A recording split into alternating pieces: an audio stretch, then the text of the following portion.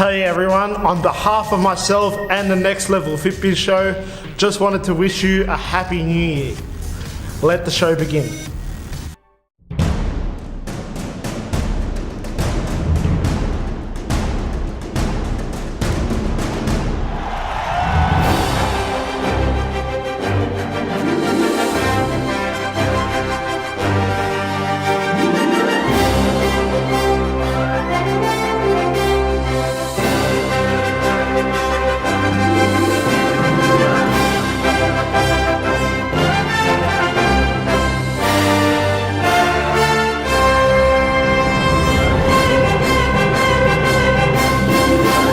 Welcome to the first episode of the Next Level Fitbiz show for 2018.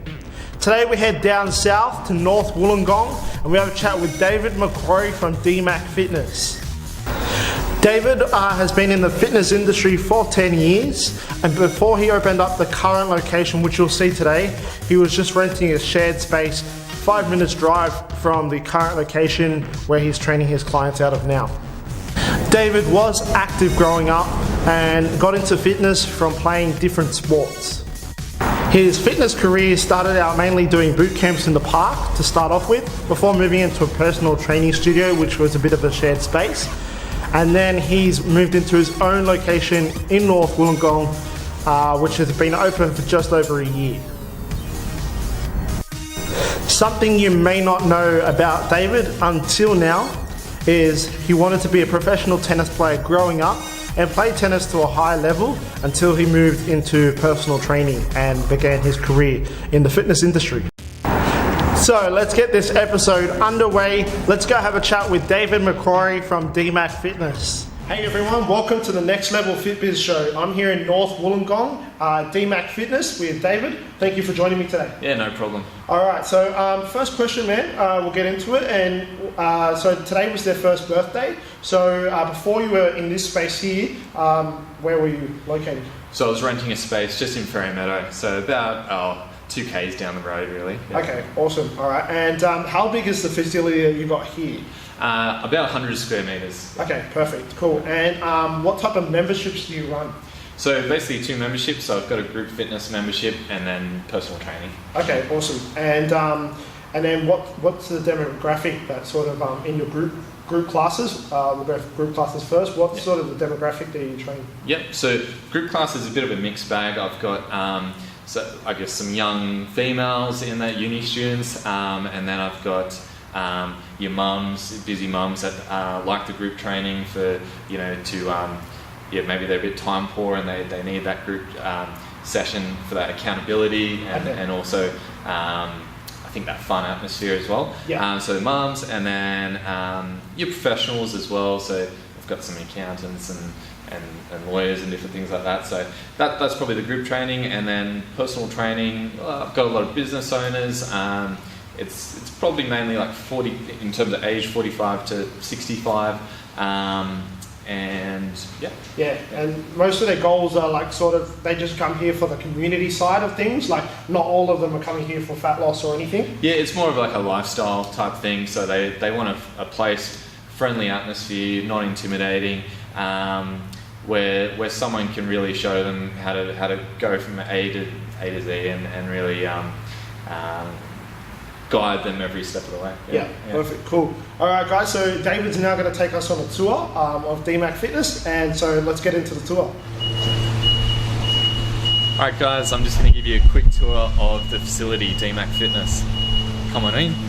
So, as you come in, I've got a goals board right here. So at the start of the year, everyone, or those that want to, put up a goal, and just gives them that accountability, and they can be reminded of it every time they're in. And a few of them have crossed off or ticked off goals already. So keep coming through. You can see I've got a 12-meter sled track here. So really great for obviously sled pushes and pulls, but I do some bear crawls and different sorts of movements, walking lunges and stuff along here. If you keep following, so I've got a bathroom in here. I don't know if you want to look in there. So bathrooms, go shower, toilet, basin. Over here is 2 squat rack bays with chin-up bars. I've got some rings in there as well. So there's always an issue in this space, because it's not massive, just storage. So I've just got the little storage, just the pegs on the squat rack bay there. So over here, just got the bars. So I've got a trap bar, a couple of junior bars, Olympic bar. I'll keep adding to that as I go. And then you've got your storage, your cubicles over there as well. So if you keep coming down, got the cable machine, really good for a multitude of exercises there. Dumbbell rack over here going up to 35 kilos. TRXs over on the wall here, and I've got some targets for wall ball throws as well. What else? Just kettlebells neatly stacked there, so I opted for a sort of vertical storage just to save a bit of space there. I've got the ropes on the rope racks there. Balloons are just because this was the first birthday party today. Little boxing area with the softer flooring, so I find a lot of clients use this for their core work rather than getting a mat. You know, it's nice and soft under your skin. So upstairs is more of a cardio area. I don't know if you want to come me upstairs. Yep, follow me. Yep. So I've rigged up some shelving above the boxing area here for fit balls and med balls and steps, so I can get those out of the way as well. And we back.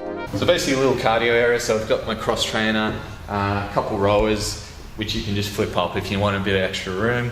And I've got the store bars all the way from Germany here as well. So really good for flexibility and mobility training.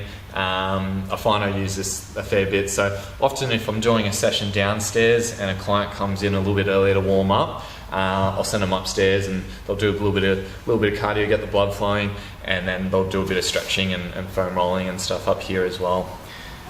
So that's a basic tour of the place. All right, thanks for that tour, David. That was awesome. So basically, let's talk about a little bit about business. So there's obviously like a lot of equipment that you have in here, and you obviously didn't start out with all this equipment when you first opened. So what's, for the PTs and coaches out there, what's like some of the equipment that you sort of look at when you're first opening a gym? The basic equipment that you really need. Yeah. Well, I'd go with, you need your dumbbells. Well, it depends on the trainer, I guess, but for me, I really like kettlebells, and I think they're really versatile, and you can do a lot of exercise with just one kettlebell. So you need to choose equipment, especially when you're in a small space, that you can get a lot of bang for your buck. So I mean, dumbbells very versatile, kettlebells, barbells. So they're your sort of three main, I think, strength exercises or strength pieces of equipment. And then you've got supplementary stuff like med balls or dead balls after that. One I missed out on was the TRX, so a suspension trainer. And then, you've got med balls, you've got fit balls, and other stuff. Yeah, perfect, cool. And then, okay, so when you were sort of sourcing out facilities, and then you obviously came across this one, what sort of the things that you want to look for in a facility? Like, is it the location, is it the size? Like, what's something that you sort of? Well, for me, I wanted a location that was close to where I was previously training, so that my current members didn't have far to travel. So this is only a few minutes away from where I was. I needed a space that was, well, I was just estimating, but about 100 square meters I thought would be good for the amount of people I wanted to train. And parking was an issue, so just make sure that the place has adequate parking or off-street parking. What else? So I guess you got size, you got location, and then the shape. So this is a rectangle. I sort of found the rectangular probably works better than just a square. Yeah. Cool, awesome. And obviously with yourself and building a community and a culture, how's that sort of impacted your business in a positive way? With a lot of the members getting on with one another. So what's your sort of definition about culture, and how important is it to you in your facility? I think culture is everything. I think that's what really differentiates a small business like this to a big box gym. So a big box gym, I guess you're just paying a membership more or less to rent equipment, whereas smaller gyms like this, where you might have less equipment, it's more about giving a quality service and making sure you have touch points with each client during the session. I really like the small group training because everyone knows each other and they know what's going on in that person's life. So if they did miss a session, there's that accountability. They sort of go, oh, where were you on Wednesday or whatever. So I like that aspect. And I think just making sure you're having events throughout the year as well. So today I had my first birthday celebration, I've got the Christmas party later in the year, and just try and have get-togethers. So it builds that community. It's not just training in the gym, but you're training with friends. Yeah, awesome, cool. And what are the sort of has there been any issues that you've sort of had along the way to opening your own facility, that you can think of? Any obstacles or anything? Not massively. Most of it wasn't too bad for me because I didn't start from scratch. I had clientele that were able to just follow me straight over here, and the model I was doing personal training and the group fitness, so I just continued along with that. I plan to implement semi-private training next year, so that could be maybe an obstacle, just getting people's head around what it is. But no, there hasn't been a whole lot of obstacles along the way. It was just the main thing was setting the place up. I mean, that was a lot of late nights and stuff like that. But I'm being pretty happy with how everything's turned out. Yeah.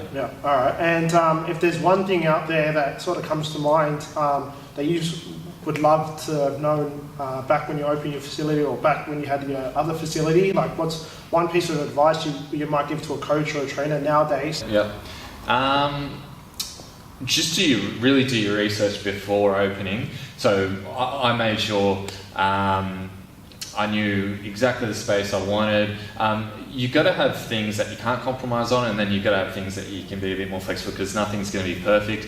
So a rough idea of a location, the sizing, the equipment you want to have in there, and then make sure you're well prepared in those areas so that when a facility does come up, you can jump on it, because often the perfect place, it could take a year or longer to really find. So doing your research before you go into a place. What else?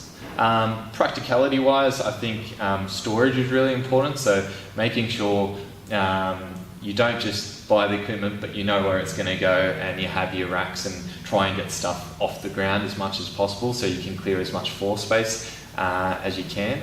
I guess that's probably it. Yeah, perfect, cool. All right, if there's any coaches or trainers that want to know more about what you're doing here at Dmac, where can they find that information? I'm on all social media, so Facebook, just search for Dmac Fitness Wollongong. That's the same for my Instagram. I do have Twitter, but I don't really use it much. The website, dmacfitness.com.au, is probably the best way. And then if you want to contact me via email, it's info@dmacfitness.com.au. Perfect, cool. All right, so thanks for joining me today, David. All right, appreciate it. And we'll look forward to catching you on the next episode, so thank you. Thank you everyone for watching another episode of the Next Level Fit Biz Show. I look forward to seeing you back here next week for another episode. Until then, have a great day.